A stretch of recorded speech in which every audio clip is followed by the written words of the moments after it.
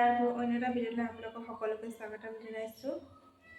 আৰু মই এতিয়া পাকঘৰত আছোঁ আৰু কি বনাইছোঁ চাব পাৰে। আলু ভাজিম আৰু আলু গুটি অকল ভাজি খাম। আজি একো শাক পাচলি নাই, গুটি আছে অকল। আৰু এইফালে পিঁয়াজ মটৰ এইখিনি বিট বেছি নাই। আৰু এইফালে তেল গৰম হৈ গৈছে, পিঁয়াজ চিয়াজ নিদিব, এনেই দি দিব।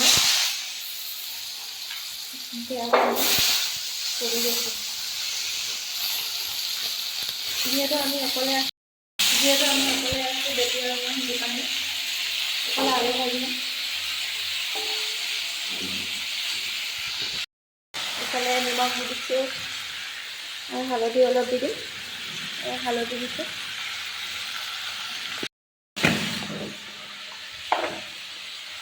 লৰাই দিম অকণমান।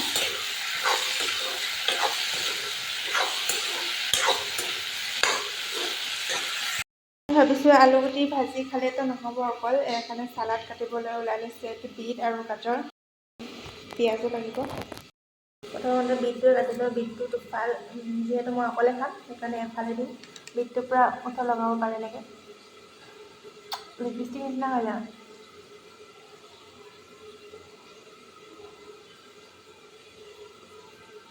ইফালে বিটটো কাটি নিদিয়া।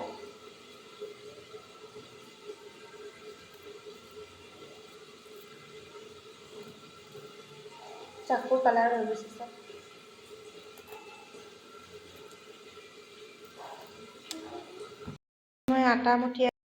ইফালে মই আটা মুঠি আছোঁ ৰুটি খাবলৈ। ৰুটি খাবলৈ মন গৈছে ছোৱালীৰ যিমান। বনাই আছোঁ, এখন শুকান ৰুটি বনাইছোঁ। অলপ তেৰা মেৰা হৈছে আৰু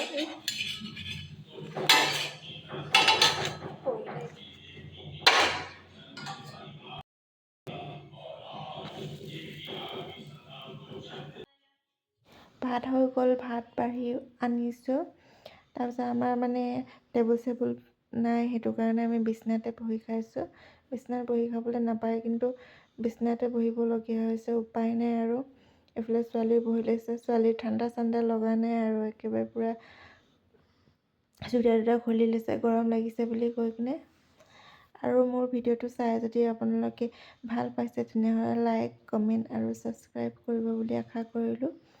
আৰু ডেইলি ভ্লগ আনিম বুলি চেষ্টা কৰিম আৰু।